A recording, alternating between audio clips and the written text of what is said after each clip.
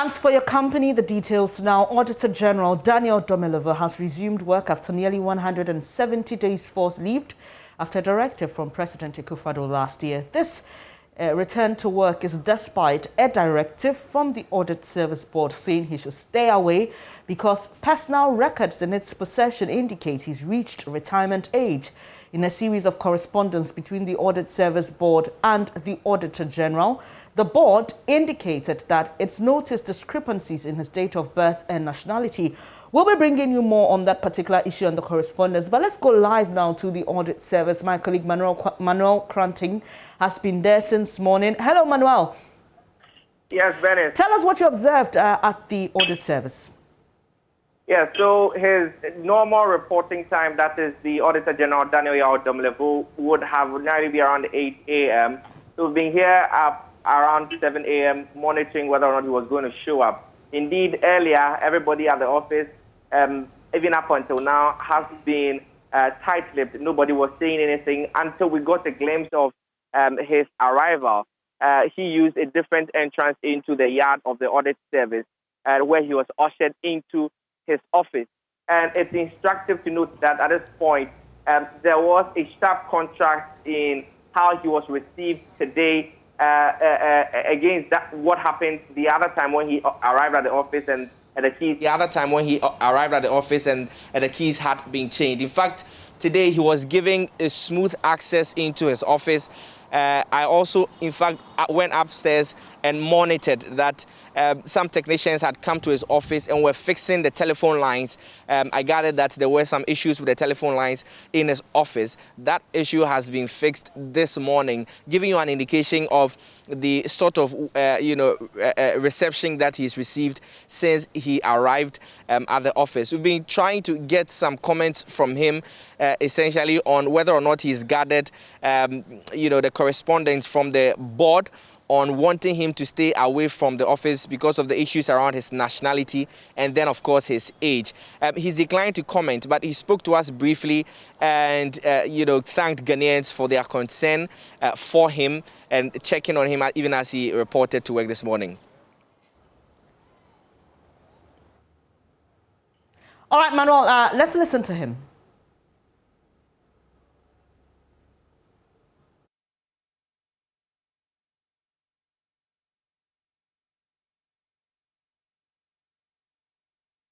Any public statement. I will not also comment on any issues, but it will be a disrespect to you people to just look at you and ignore you. So once again, thank you very much for showing concern and for coming. Thank you. Manuel, that was very brief indeed, and we'll be coming to find out more from you. But let's bring our audience a report on the correspondence between Auditor General Domelovo and the Audit Service Board.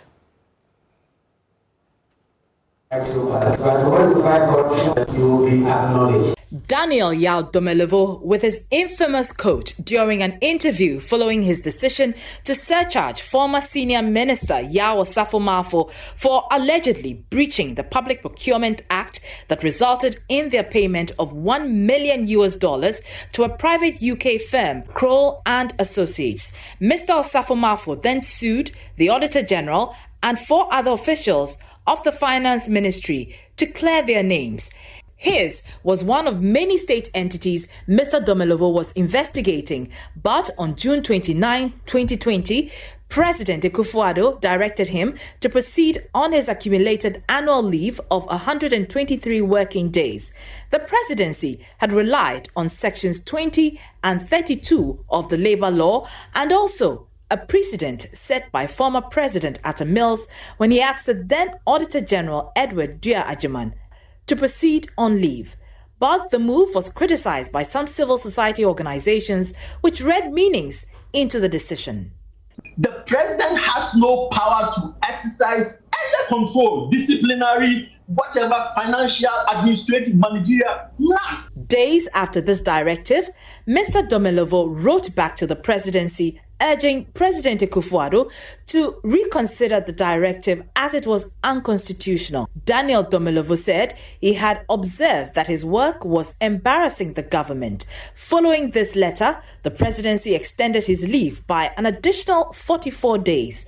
Government maintained the decision of the president was well grounded in law. A sitting president has exercised the powers under the Labour Act, reference to somebody in the audit service in this manner. I do not recall civil society groups coming together to do a press conference.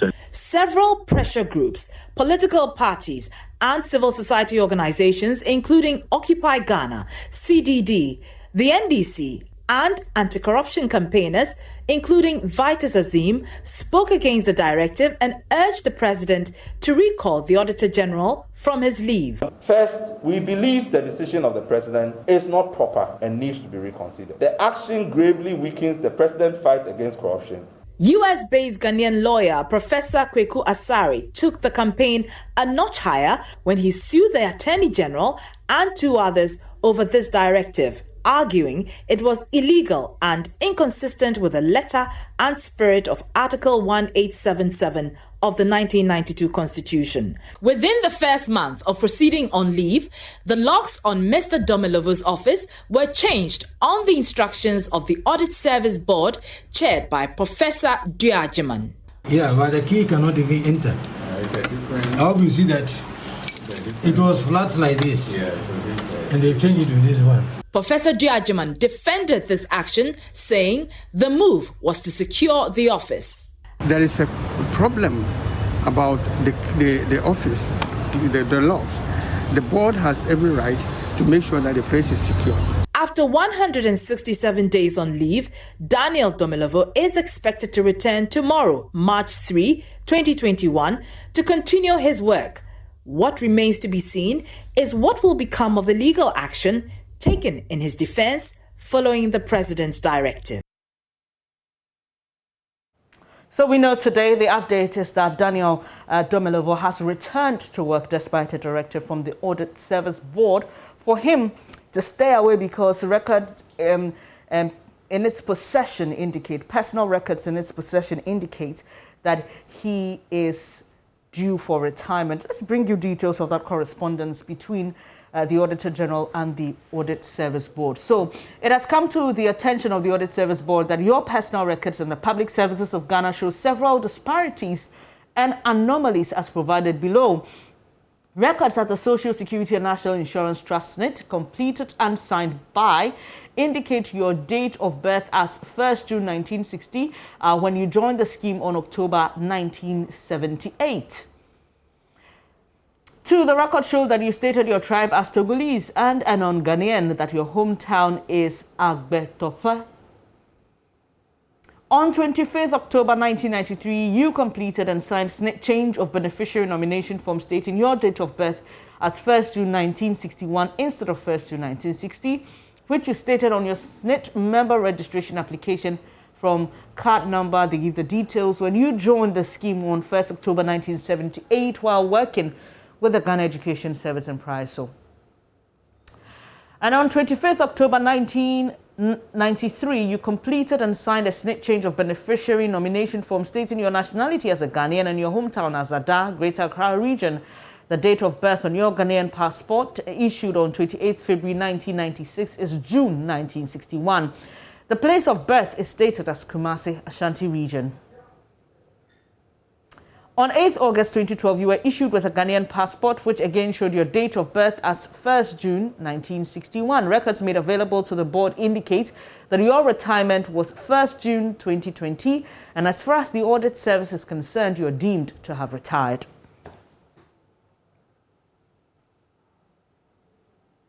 We were hoping to get a reaction from a lawyer on the legal aspects of this particular case, and we've seen a lot of commentary from lawyers in the public space, especially on Facebook, some of whom suggest that the Audit Service Board does not have the authority to ask Mr. Domelovo to proceed on leave. We definitely will bring you more analysis on this in subsequent bulletins. But Manuel Kranting is still at the Audit Service Department. So Manuel, have you been given a hint of what's going to happen next, or is going to be a normal day as usual at the Audit Service Department?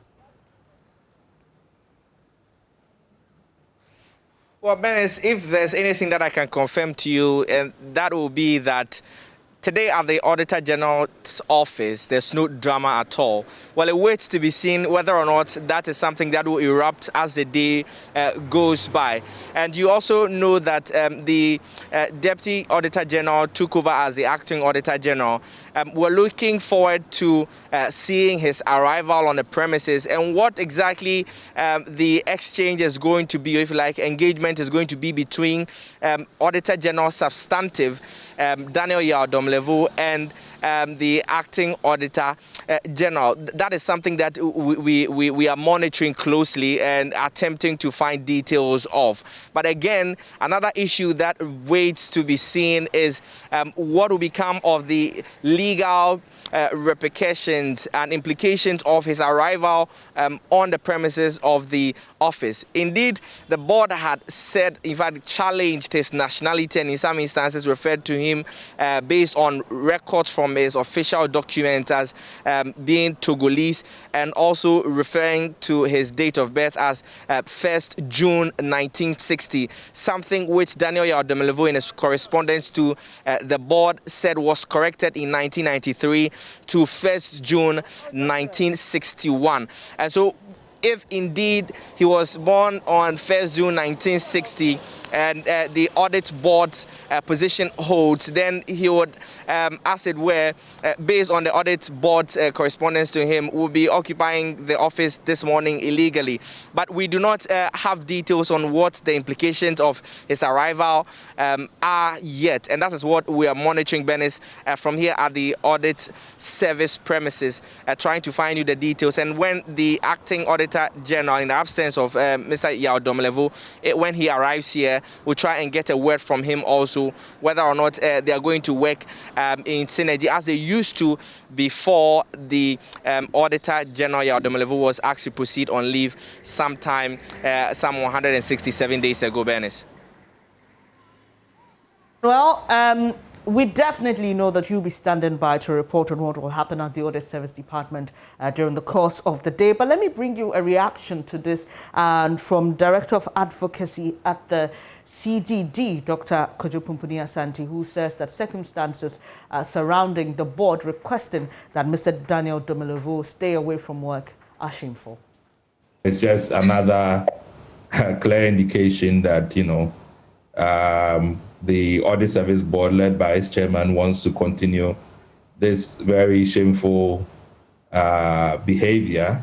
It seems like the only you know, job the Audit Service is doing is to stop the Auditor General from working.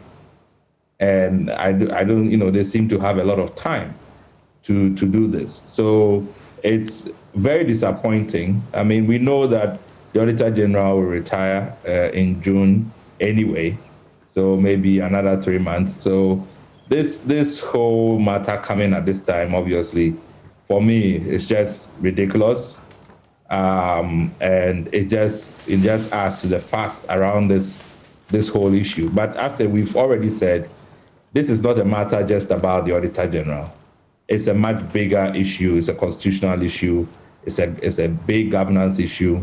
So we'll wade through all of these matters that come. It has to be done in accordance with the rule of law. And I'm sure when we've all gotten an opportunity to review what has transpired, we'll be able to respond appropriately. But away from Daniel Domelovo versus the Audit Service Board,